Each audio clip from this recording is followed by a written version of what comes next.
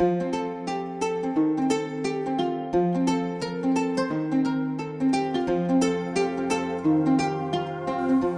Sénégal a fait des progrès importants dans la réduction de la mortalité maternelle, néonatale et infanto-juvénile au cours des dernières décennies. Véritablement, le pays a fait des progrès notables.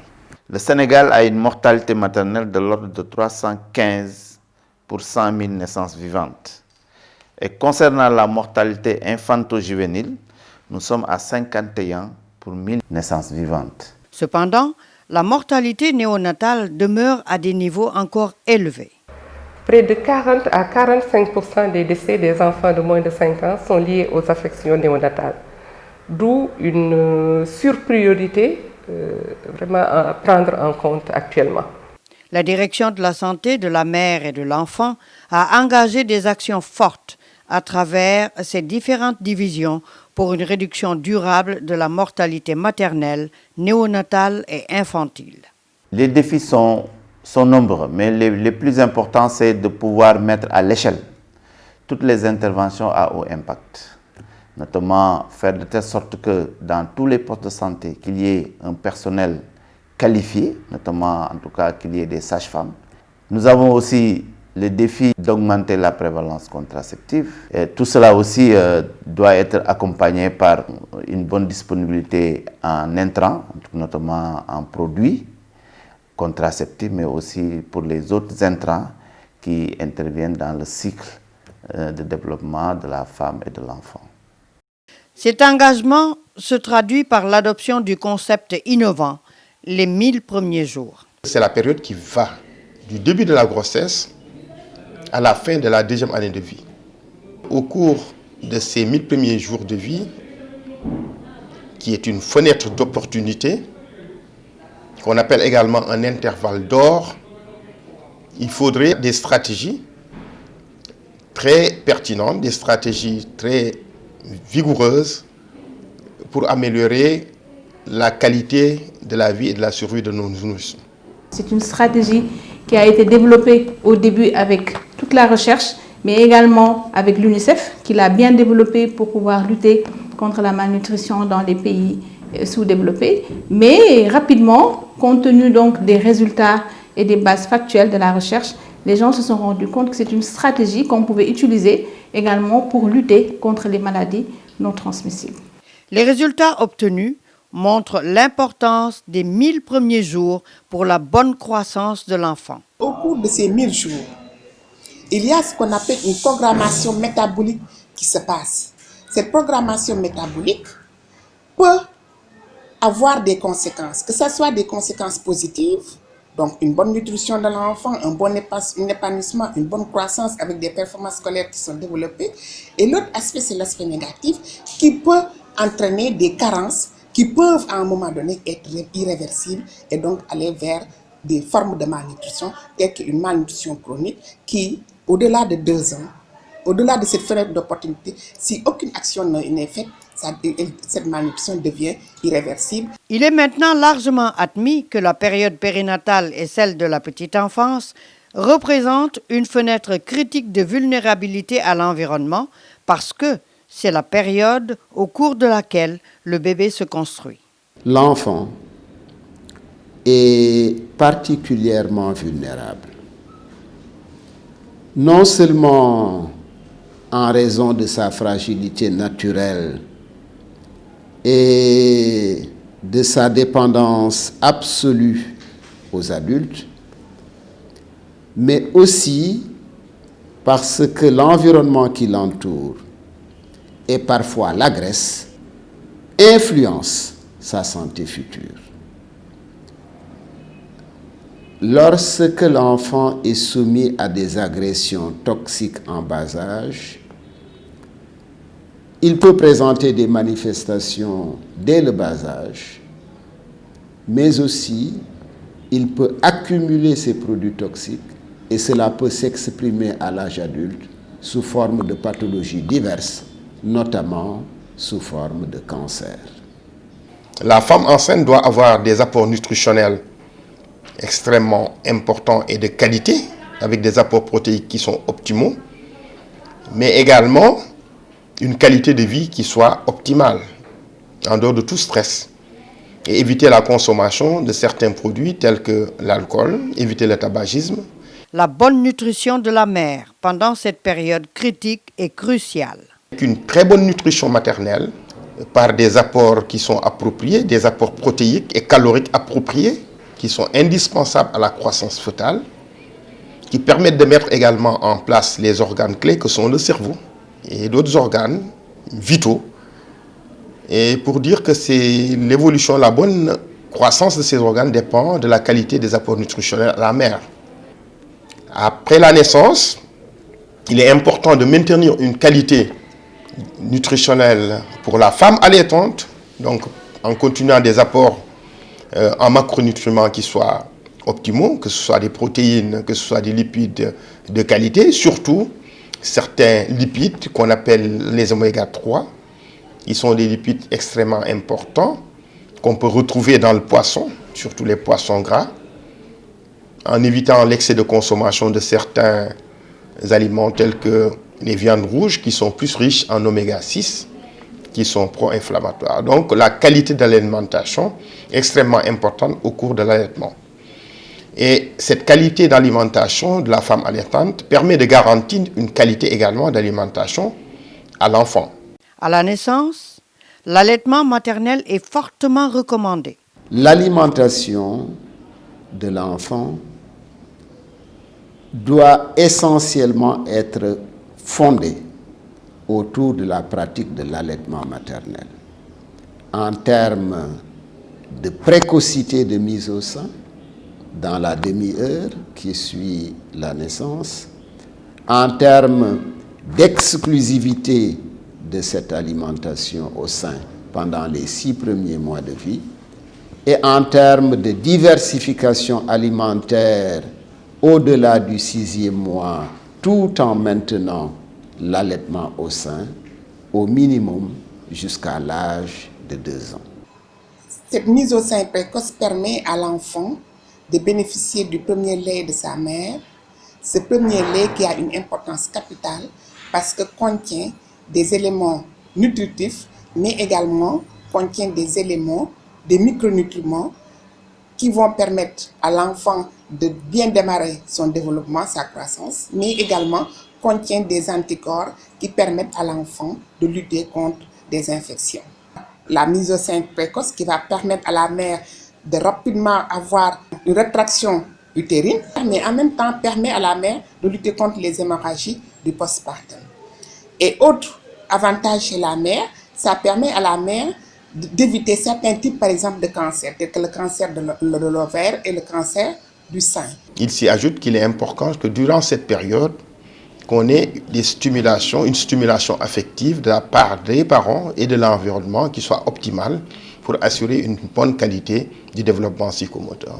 Le développement psychomoteur comporte les différentes acquisitions au plan de la motricité, par exemple ramper, marcher, courir, monter des escaliers, et également le développement psychologique et intellectuel, c'est-à-dire l'acquisition de performances psychiques et intellectuelles. Parmi les facteurs qui vont impacter de façon négative sur la trajectoire, ici tous les facteurs en rapport avec la nutrition. Effectivement, la nutrition de qualité est extrêmement importante pour la bonne évolution du développement psychomoteur d'un enfant, surtout au cours des premières années de la vie. Il s'y ajoute que la croissance de l'enfant, la nutrition intra-utérine restent des facteurs extrêmement importants. En dehors de la nutrition, tout ce qui est stimulation psycho-affective est extrêmement important dans la bonne évolution du développement psychomoteur de l'enfant. La diversification alimentaire et la supplémentation permettent à l'enfant d'être en bonne santé. C'est une approche intégré qui prend en compte les autres programmes de survie de l'enfant, que sont le programme élargi de vaccination. L'enfant doit avoir une excellente couverture, une couverture complète de tous ses vaccins à l'âge de 1 an. L'enfant doit aussi bénéficier des interventions de prévention contre le paludisme. L'enfant doit aussi bénéficier d'un bon programme de prévention et de prise en charge des maladies tueuses d'enfants, que sont, dans le cas du Sénégal, la diarrhée, que sont aussi les infections respiratoires aiguës. Tout cela, combiné de manière intégrée, pourrait améliorer la survie de l'enfant, réduire les mortalités et réduire, bien entendu, les morbidités au cours de ces 1000 premiers jours. Tous les efforts qui ont été réalisés en termes de réduction de la mortalité et de la morbidité des enfants de moins de 5 ans, nous les devons à la prévention de certaines pathologies, surtout infectieuses, par la vaccination. Et aujourd'hui, nous avons la chance d'avoir l'introduction de pratiquement 13 antigènes dans le programme élargi de vaccination qui nous a permis de réduire la mortalité liée aux grands fléaux que sont la diarrhée, les méningites, la rougeole, le tétanos, et qui sont des facteurs importants de morbidité et de mortalité, mais également des facteurs qui précipitent la survenue de malnutrition, qui est une des affections les plus fréquentes dans nos régions, facteur de grosse morbidité et mortalité. Les 1000 premiers jours sont une période de croissance intense. L'enfant a un gain de plus de 15% en taille et plus de 25% en poids en juste une année. Le deuxième repère, après la naissance, c'est la période de diversification alimentaire à partir de 6 mois, qui est une période extrêmement importante où le nourrisson s'habitue à d'autres goûts, mais également il a d'autres apports alimentaires qui permettent de combler ses besoins en protéines, en fer et en d'autres nutriments qui sont extrêmement importants pour la qualité donc du développement de l'enfant, que ce soit le développement cérébral ou bien le développement pondéral. Donc, pour dire que cette période des 1000 jours, je le rappelle, qui va de la conception à la fin de la deuxième année, est extrêmement important. C'est une période où tout ce qui est investissement, que ce soit d'ordre nutritionnel et psycho-affectif, apporte une plus-value, apporte beaucoup plus de bénéfices.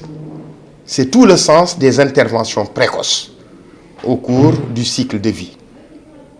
Mais au-delà de 2 ans, il faudra maintenir également cette qualité d'apport nutritionnel qui permet de maintenir une qualité de croissance, une qualité de la survie de l'enfant. Et il faudrait faire attention aux apports de certains macronutriments, puisqu'on sait aujourd'hui que si on apporte trop de protéines à l'enfant durant les 2 premières années de la vie, on risque d'induire des états d'obésité. C'est pourquoi on insiste beaucoup sur la période de la diversification alimentaire qui ne doit pas être trop précoce. Et beaucoup de travaux ont montré aujourd'hui que si la diversification alimentaire se fait très tôt, certains travaux disent avant 4 mois de vie, vous exposez l'enfant à une obésité précoce qui est également actuellement un problème majeur de santé publique. Il faut qu'on continue à faire des efforts pour prévenir les carences en micronutriments. Et de manière très rapide, s'atteler à résoudre le problème que pose l'anémie chez ces groupes vulnérables. Et les carences en micronutriments les plus fréquentes, c'est la carence d'abord en fer. Il faut dire qu'au niveau du Sénégal, on dépasse un peu chez l'enfant le taux d'anémie recommandé par l'OMS. On est au-dessus de 60%. Et cette carence en fer a des conséquences chez l'enfant. Beaucoup de conséquences. D'abord sur le développement intellectuel de l'enfant, sur le développement scolaire de l'enfant, mais également cette carence en fer peut entraîner une faiblesse de l'immunité chez l'enfant qui est sujet à plusieurs infections.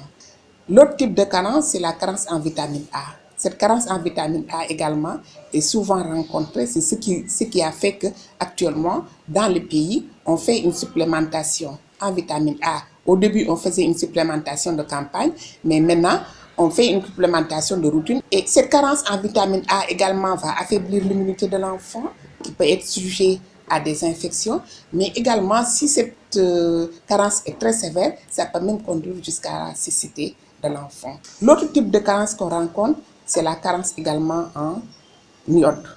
Et cette carence en iode, elle est extrêmement grave, parce que cette carence en iode va impacter sur le développement cognitif de l'enfant et va diminuer les performances scolaires et aller jusqu'à ce qu'on appelle le crétinisme chez l'enfant. Pour les éviter, il faut faire la promotion de la consommation de sel iodé, mais également la consommation des fruits de mer qui ont également une quantité d'iode assez importante. L'autre type de carence que nous avons, c'est la carence en zinc également, qui également affaiblit le système immunitaire de l'enfant et qui peuvent être responsables d'infections telles que des diarrhées chez l'enfant. Si la période des 1000 premiers jours de la vie fait l'objet d'un suivi médical étoffé, les possibilités sont multiples pour renforcer l'efficacité des interventions. On sait qu'il y a beaucoup de facteurs au cours de la grossesse qui peuvent entraîner la naissance de nouveau-nés de faible poids. Il s'agit certainement de facteurs connus tels que la pré-éclampsie, quand la mère a une hypertension artérielle associée à une protéinurie, ce qui survient relativement souvent dans nos pays en développement, souvent diagnostiqué et suivi. C'est le cas des femmes qui ont des hypertensions isolées, des femmes qui ont des carences nutritionnelles, telles que les carences en fer, des femmes qui sont exposées à des infections paludistes répétées. Toutes ces populations de femmes enceintes sont exposées à donner naissance à des nouveau-nés de faible poids. Ces nouveau-nés de faible poids sont à risque de développer une hypertension artérielle, une maladie coronarienne ou bien un diabète de type 2. C'est pourquoi non seulement il faut prévenir la naissance de ce faible poids de naissance, ce qui est pris en compte dans nos stratégies au niveau national, parce qu'on sait aujourd'hui qu'on fait un dépistage très serré de l'hypertension artérielle et de la pré-éclampsie. On alimente les femmes de telle sorte qu'ils n'aient pas de carence nutritionnelle telle que la carence en fer. Les femmes enceintes dorment sous moustiquaires imprégnés et reçoivent de la sulfadoxine-pyrimétamine pour prévenir la palu. Donc ces stratégies de prévention nous permettent de réduire le nombre de patients qui souffrent de retard de croissance intra-utérine ou faible poids de naissance. Les nouveau-nés de faible poids requièrent une prise en charge spécifique, de même que les femmes enceintes. Et ce qu'il faut retenir, c'est que ces nouveau-nés de faible poids, quand ils naissent, il ne faut pas les faire grossir trop rapidement. Ce qu'on appelle une croissance de rattrapage. Parce que quand on les fait grossir très rapidement en leur apportant très tôt des aliments trop riches, surtout en protéines et en calories, on les expose à l'obésité, à l'hypertension artérielle et aux maladies coronariennes. Les consultations prénatales sont très importantes au cours de la surveillance de la grossesse. Et les facteurs de risque, il faut les dépister et il faut les traiter correctement pour réduire justement les risques de morbidité, mais également les risques de mortalité maternelle. Au cours de la surveillance de la grossesse, il y a un calendrier de suivi qui est établi. Et on dit qu'il faut un minimum de 4 consultations prénatales, c'est ce qui est préconisé dans notre pays. Et la recherche a même montré avec l'OMS que même pour une grossesse normale, on peut aller jusqu'à 8 consultations prénatales. Mais en fonction justement des risques dépistés, le calendrier va changer et il y aura d'autres consultations intermédiaires. Tout ceci, c'est dans le but de renforcer justement la qualité des soins pour que les risques en relation avec la morbidité et la mortalité soient amoindris. La surveillance de la grossesse est obligatoire chez toute femme enceinte. Et il faut aller dans les structures de santé pour les consultations prénatales. Et toutes les données en rapport avec la consultation, ces données doivent être consignées dans un carnet de santé. Ce carnet de santé est un outil pour renforcer la qualité des soins, mais également c'est un outil promotionnel parce qu'il y a des images, la reconnaissance des signes de danger pour que la femme enceinte puisse aller dans une structure de santé, recourir aux soins sans retard. Et ça, c'est extrêmement important. Mais également, c'est un outil pour conscientiser la communauté, pour qu'il y ait beaucoup plus de participation et d'engagement de la communauté, pour justement aider les femmes enceintes à faire l'ensemble des consultations prénatales préconisées selon leur calendrier de suivi. C'est un document de référence qui prend en compte toutes les interventions que nous devons mener durant ces 1000 premiers jours et qui sont des interventions à haut impact qui permettent de réduire drastiquement la mortalité maternelle, néonatale et infanto-juvénile. L'approche des 1000 premiers jours préconise des actions préventives et effectives qui ciblent les femmes en âge de reproduction. Il y a des stratégies qui sont développées pour que les phares, c'est-à-dire les femmes en âge de reproduction, qui commencent à l'âge d'adolescent, donc dès que les adolescentes sont renforcées, les adolescentes sont renforcées en vitamines et en fer, justement, pour que, à la conception déjà, qu'il n'y ait pas donc de carence. La planification familiale est au cœur de cette approche. Aujourd'hui, le Sénégal a fait le choix stratégique de faire de la planification familiale une priorité nationale. Et la raison en est que c'est une intervention qui a été reconnue comme efficiente, une des interventions les plus efficientes pour réduire la mortalité maternelle. Et cela peut aller de 17 à 35% de réduction, mais aussi réduire aussi la mortalité infantile, et cela peut aller de 20 à 30% de réduction.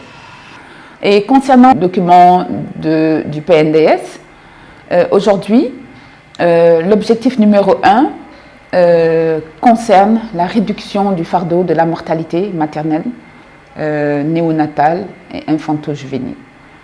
Hein? Et pour encore parler du document donc, du plan Sénégal émergent, dans l'axe 2 de ce plan, le focus est mis sur le capital humain. Donc c'est vraiment aussi dire que pour avoir peut-être un capital humain en bonne santé, la porte d'entrée réside encore une fois sur toute cette politique qui est mise en œuvre sur la planification familiale, mais c'est vraiment au bénéfice des populations. Les 1000 premiers jours offrent une fenêtre d'opportunité unique pour construire la santé à long terme. Les bénéfices escomptés par cette approche 1000 premiers jours pour la diminution de la mortalité infanto-juvénile sont prometteurs. Avec l'engagement que nous avons des autorités sanitaires, au plus haut niveau, la gratuité des 0,5 ans, comme on l'appelle, nous permet d'avoir une accessibilité financière de l'offre qui est disponible dans tout le territoire. C'est une grande avancée. En dehors de cette accessibilité financière qui a été facilitée, il y a d'autres stratégies. Le renforcement de la qualité des services. L'offre est déjà là. Toutes les interventions à mener pour la survie de l'enfant, le Sénégal les a adoptées et a mis en place des cadres pour le mettre en œuvre. La synergie entre professionnels de santé, de la petite enfance et des partenaires permet d'espérer une amélioration notable de la santé des générations actuelles et futures. L'objectif de tout ce que nous faisons, c'est de réduire la morbidité et la mortalité maternelle, néonatale, infantile et infanto-juvénile. C'est ça notre objectif. Et nous y sommes, et nous sommes sur la bonne voie. Maintenant, il faudrait que toutes les interventions, je le répète, à haut impact puissent être véritablement mises à l'échelle, partout au Sénégal. Qu'il y ait un paquet de santé de la mère et de l'enfant, en tout cas mis à œuvre au niveau de toutes les structures sanitaires, et qu'on puisse aussi voir dans les zones qui sont des zones assez difficiles, comment en tout cas innover pour atteindre les populations et les prendre en charge dans de bonnes conditions. La période des 1000 premiers jours de la vie est donc essentielle pour maximiser le capital santé du bébé, sa vie durant, voire de ses propres enfants et petits-enfants. Une bonne nutrition pendant cet intervalle d'or peut changer le sort de millions d'enfants a priori condamnés. Quand chaque enfant peut s'approprier pleinement l'avenir, c'est notre avenir à tous qui en bénéficie.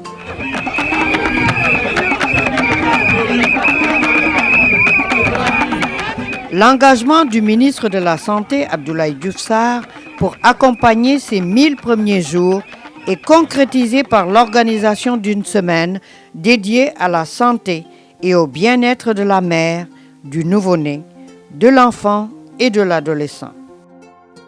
Avec cette forte mobilisation, nul doute que le succès est garanti.